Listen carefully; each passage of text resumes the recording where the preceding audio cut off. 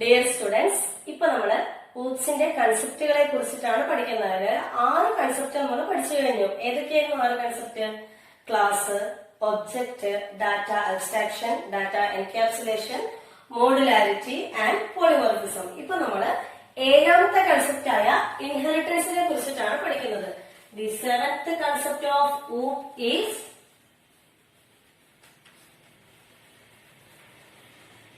Inheritance. Inheritance അല്ലെങ്കിൽ inherit എന്നുള്ള വേർഡിൽ നിന്നാണ് സംതിങ് അക്വയർ ഫ്രം അനദർ. അതായത് ഇവിടെ നമ്മൾ ഊപ്സിൽ പഠിക്കുന്നത് ഇൻഹെറിറ്റൻസ് എന്ന് പറഞ്ഞാലും ഒരു ക്ലാസ്സിന് വേറൊരു ക്ലാസിന്റെ പ്രോപ്പർട്ടീസ് ആക്സസ് ചെയ്യാൻ അല്ലെങ്കിൽ അക്വയർ ചെയ്യാൻ അല്ലെങ്കിൽ ഇൻഹെറിറ്റ് ചെയ്യാൻ പറ്റുന്ന ഒരു എബിലിറ്റിനെയാണ് നമ്മൾ ഇൻഹെറിറ്റൻസ് എന്ന് പറയുന്നത്. Inheritance is the inheritance is the ability to inherit the properties of another class. Otherwise, inheritance is the ability of a object of a class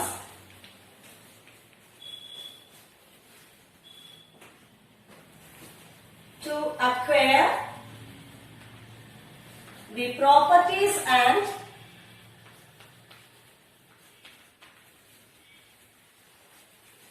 functionalities of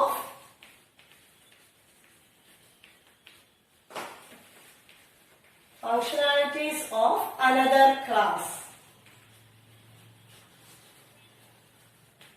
ഒരു ക്ലാസിന്റെ പ്രോപ്പർട്ടി വേറൊരു ക്ലാസ് അല്ലെങ്കിൽ ക്ലാസിന്റെ ഒബ്ജക്ട്സുകൾ ഇൻഹെറിറ്റ് ചെയ്യുന്ന പ്രോപ്പർട്ടിനെയാണ്, എബിലിറ്റിനെയാണ് നമ്മൾ എന്ത് പറയാ? ഇൻഹെറിറ്റൻസ് എന്ന് പറയാം. ഇൻഹെറിറ്റൻസ് അതായത് ഒരു ക്ലാസിന്റെ പ്രോപ്പർട്ടി വേറൊരു ക്ലാസിന്റെ എന്തെങ്കിലും എല്ലാ പ്രോപ്പർട്ടീസ് അല്ലെങ്കിൽ ചില പ്രോപ്പർട്ടീസ് ആണ് വേറെ ക്ലാസ് ഇൻഹെറിറ്റ് ചെയ്യുന്നത്. അതായത് ഒന്നവിടെ ചെയ്തു വെച്ചത് വീണ്ടും റീയൂസ് ചെയ്യാണ്. അപ്പൊ നമ്മുടെ റീയൂസബിലിറ്റി എന്നുള്ള കൺസെപ്റ്റും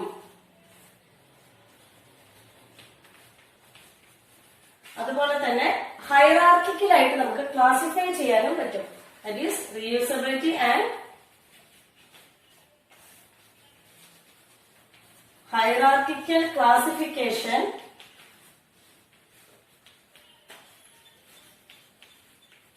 റീയൂസബിലിറ്റിയും ഹൈറാർക്കിക്കൽ ക്ലാസിഫിക്കേഷൻ എന്നുള്ള കൺസെപ്റ്റ് ഒക്കെ നമ്മൾ ഇൻഹെറിറ്റൻസിലാണ് യൂസ് ചെയ്യാറ്. ഇനി നമുക്ക് അതിന്റെ ഒരു എക്സാമ്പിൾ നോക്കാം.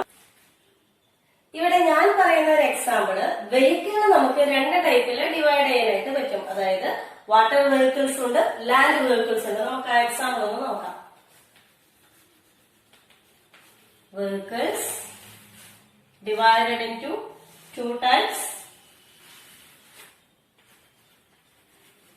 water vehicles and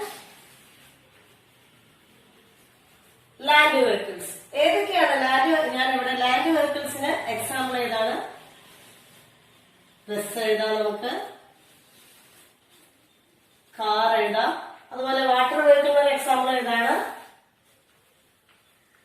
boat. ഇതേപോലെ തന്നെ ലാൻഡിലും വാട്ടറിലും ഒരേപോലെ നമുക്ക് യൂസ് ചെയ്യാൻ പറ്റുന്ന വേറൊരു വെഹിക്കിളാണ് ഹോവർ ക്രാഫ്റ്റ്. ഇത് നമുക്ക് ലാൻഡിലും യൂസ് ചെയ്യാം, വാട്ടറിലും യൂസ് ചെയ്യാം. അപ്പൊ ഇതിങ്ങനെ നമ്മള് ഒരു ഹൈറാർക്കിക്കൽ മോഡലിൽ നമ്മൾ എന്ത് ചെയ്തു? അതിനെ ക്ലാസിഫൈ ചെയ്തു.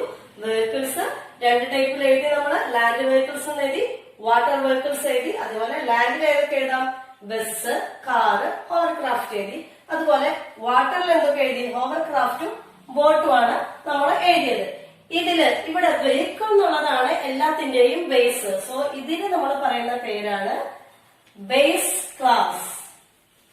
ഈ വെഹിക്കിളിൽ നിന്ന് ഡിറൈവ് ചെയ്ത് 2 അല്ലെങ്കിൽ നമ്മൾ ക്ലാസിഫൈ ചെയ്ത് 2 ഉണ്ടാക്കി. അതൊക്കെ എന്താ എഴുതി ഇവിടെ? Derived class.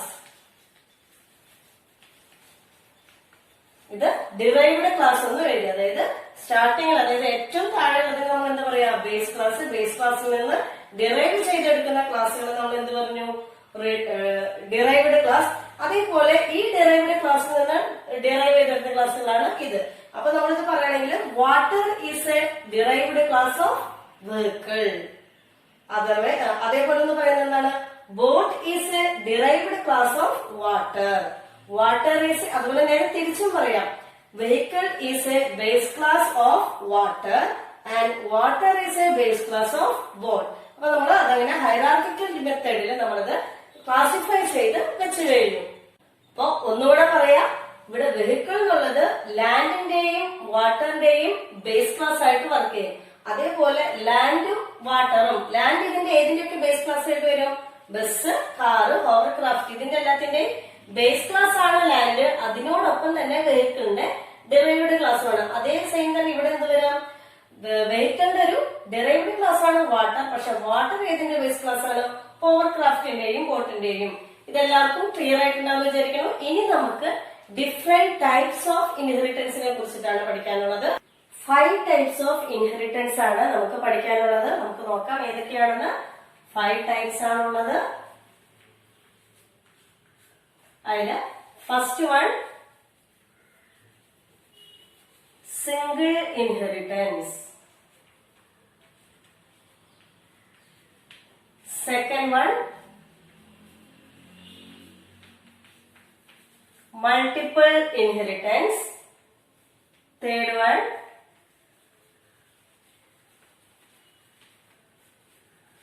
hierarchical inheritance. Fourth one multi-level inheritance. And the last one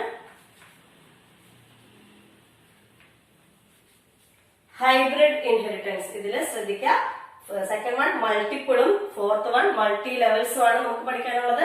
ഇനി ഇതിന്റെ ഡീറ്റെയിൽ ആയിട്ട് പഠിക്കും. നമ്മൾ ഇതെല്ലാം ഒരു ഡയഗ്രാം യൂസ് ചെയ്തിട്ടാണ് വരയ്ക്കുക. ഇത് എക്സാമിന് ചോദിക്കുമ്പോഴും എല്ലാവരും ഡയഗ്രത്തോടു കൂടി തന്നെ അത് എക്സ്പ്ലെയിൻ ചെയ്യാനായിട്ട് ശ്രദ്ധിക്കുക. അപ്പൊ നമുക്ക് ആദ്യം സിംഗിൾ ഇൻഹെറിറ്റൻസ് എന്താണെന്ന് നോക്കാം.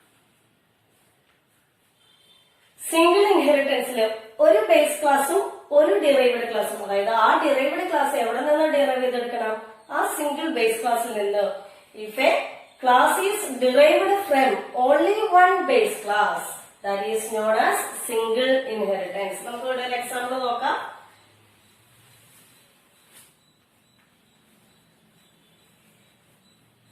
പ്ലെയർ എന്നുള്ളൊരു ക്ലാസ് എഴുതി.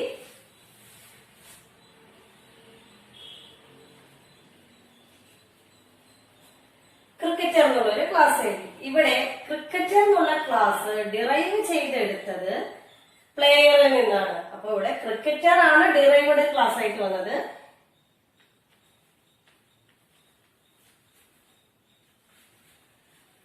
And player is the base class. So here the derived class, the cricketer is derived from the base class player. Here base class is player and the derived class is cricketer. So in the definition engane varum? If a class is derived from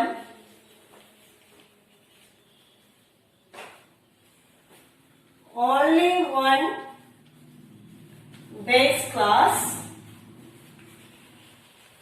it is known as single inheritance. Second inheritance ne kurichu ini padikkan namukku. Second inheritance aanu. The second one multiple inheritance. Multiple എന്നുള്ള വേർഡിന് തന്നെയുണ്ട്. എന്താ അവിടെ സംഭവിക്കുക? More than one base class, ഒന്നിലധികം base ക്ലാസ്സുകളിൽ നിന്ന് ഒരു derived class form ചെയ്യുന്നതിനെയാണ് എന്ത് പറയാ? Multiple inheritance. നമുക്ക് മൾട്ടിപ്പിൾ ഇൻഹെറിറ്റൻസിന്റെ എക്സാമ്പിൾസ് നോക്കാം. ഇപ്പോ എ എന്നുള്ളൊരു ക്ലാസ് എഴുതി, ബി എന്നുള്ളൊരു ക്ലാസ് എഴുതി. അതിൽ നിന്ന് സി എന്നുള്ളൊരു ക്ലാസ് ആണ് ഞാൻ ഡിറൈവ് ചെയ്ത് എടുക്കുന്നത്. Here A and B are base classes. Here A and B are base classes. C is the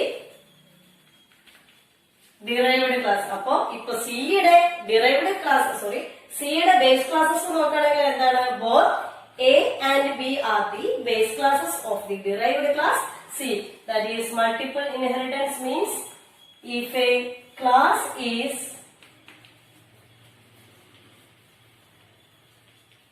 derived from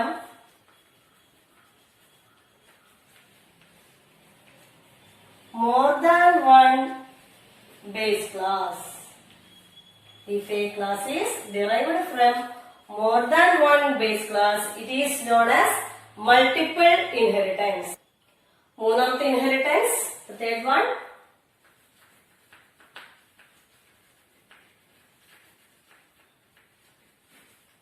hierarchical inheritance. ആദ്യം നമ്മൾ സിംഗിൾ ഇൻഹെറിറ്റൻസിൽ എങ്ങനെയായിരുന്നു? അവിടെ ഒരു ബേസ് ക്ലാസ്, ഒരു ഡിറൈവ്ഡ് ക്ലാസ്. സെക്കൻഡ് വൺ എന്തായിരുന്നു? മൾട്ടിപ്പിൾ ഇൻഹെറിറ്റൻസ് ആയിരുന്നു. അവിടെ എന്ത് സംഭവിച്ചു? നമുക്ക് ഒന്നിലധികം ക്ലാസ്സസ് ആണ് വന്നത്. ഇനി ഹൈറാർക്കിക്കൽ ഇൻഹെറിറ്റൻസിൽ എങ്ങനെയാണെന്ന് വെച്ച് കഴിഞ്ഞാല് ഡിറൈവ്ഡ് ക്ലാസസിന്റെ എണ്ണം കൂടുതലും ആ ഡിറൈവ്ഡ് ക്ലാസ് ഇൻഹെറിറ്റ് ചെയ്യുന്നത് ഒരു സിംഗിൾ ക്ലാസ്സിൽ നിന്നായിരിക്കും. ദാറ്റ് ഈസ് എ എന്നുള്ളൊരു സിംഗിൾ ക്ലാസ്സിൽ നിന്ന്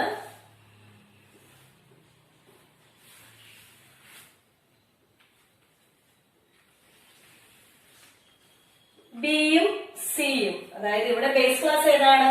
എ ആണ്. ഇനി derived classes B and C. Here the base class A and derived classes B and C. The derived classes B and C are derived from the only one base class A. That is, hierarchical inheritance means when more than one classes are derived from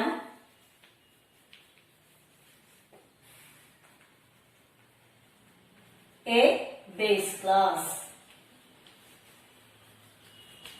ഒരു base ക്ലാസ്സിൽ നിന്ന് ഒന്നിലധികം derived classes form ചെയ്താൽ അതിനെയാണ് നമ്മൾ എന്ത് പറയാ? Hierarchical inheritance. Here A is the base class, both B and C are the derived classes. ഇനി നാലാമത്തെ inheritance, fourth one is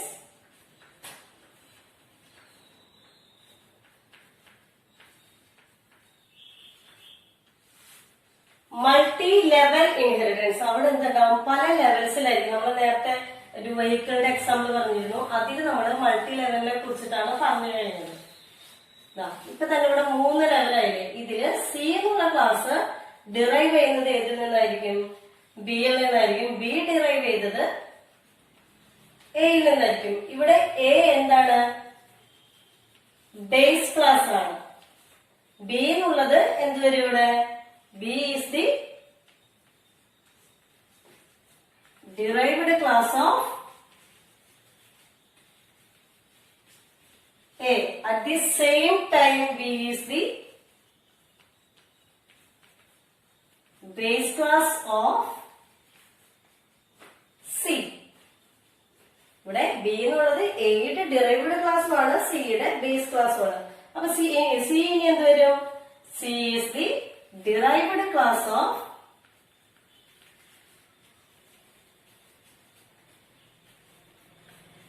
B. ഇപ്പൊ നമ്മളിവിടെ എന്ത് പഠിച്ചു കഴിഞ്ഞപ്പോ മൾട്ടി ലെവൽസ് ആയിട്ടാണ് വന്നിരിക്കുന്നത്. അത് ബി എന്നുള്ളത് ഇവിടെ ആക്ട് അപ്പോൺ എന്താണ്? Act upon both the base class of A and base class of C and derived class of A.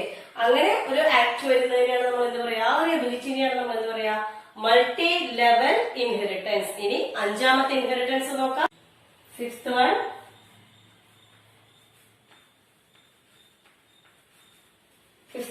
Hybrid inheritance. Hybrid എന്ന് പറയുമ്പോൾ തന്നെ അവിടെ തന്നെയാണ് സംതിങ് കോമ്പിനേറ്റഡ്. അപ്പൊ എന്ത് എഴുതാം? ഹൈബ്രിഡ് ഇൻഹെറിറ്റൻസ് എന്നുള്ളതൊരു കോമ്പിനേഷൻ ആണ്. നമ്മൾ ഈ പഠിച്ച നാലെണ്ണത്തിന്റെയും അതിലെ ചിലതിന്റെ ഒക്കെ കോമ്പിനേഷൻ ആയിട്ടാണ് ഹൈബ്രിഡ് ഇൻഹെറിറ്റൻസ് വരെ. അതിന്റെ ഫിഗർ നോക്കിക്കോളൂ. എ എന്നുള്ള ക്ലാസ്സിൽ നിന്ന് 2 ക്ലാസ് വന്നു. B and C. എ എന്നുള്ള ക്ലാസ്സിൽ നിന്ന്, എ എന്നുള്ള ബേസ് ക്ലാസ്സിൽ നിന്ന് derived classes B and C, and B and സിയിൽ നിന്ന് ഫോർത്ത് വൺ ഡി. അപ്പൊ ഇവിടെ ബിയും സിയും ഡിയുടെ ബേസ് ക്ലാസ്സുമാണ്, അതിനോടൊപ്പം എയുടെ ഡിറൈവ്ഡ് ക്ലാസ്സുമാണ്. അതുപോലെ ഡി എന്നുള്ളത് എന്താണ്? ബിയുടെയും സിയുടെയും ഡിറൈവ്ഡ് ക്ലാസ് ആണ് ഡി എന്നുള്ളത്. എ എന്നുള്ളത് ബിയുടെയും സിയുടെയും ബേസ് ക്ലാസ്സുമാണ്. ഇങ്ങനെ ഇതിൽ എല്ലാ കോമ്പിനേഷൻസും വന്നിട്ടുണ്ട്. That is hybrid inheritance is the ഇത്രയും തന്നെ നോക്കിക്കഴിഞ്ഞാൽ എന്തായി മൾട്ടിപ്പിൾ ഇൻഹെറിറ്റൻസ് ആണ്. ഇതുവരെ നമ്മൾ നോക്കിക്കഴിഞ്ഞാൽ ഒരു ബേസ് ക്ലാസും രണ്ട് ഡെറൈവ്ഡ് ക്ലാസും. അപ്പൊ അത് മൾട്ടിപ്പിൾ ഇൻഹെറിറ്റൻസും എ ബി ഡി. ഇതെന്തായി മൾട്ടി ലെവൽ ഇൻഹെറിറ്റൻസും. ഇങ്ങനെ നോക്കിക്കഴിഞ്ഞാലോ ബി സി ആൻഡ് ഡി അത് ഹൈറാർക്കിക്കൽ ഇൻഹെറിറ്റൻസും ആയി. അപ്പൊ നമ്മൾ ഇതിന് എന്ത് പറയാം? It is the combination of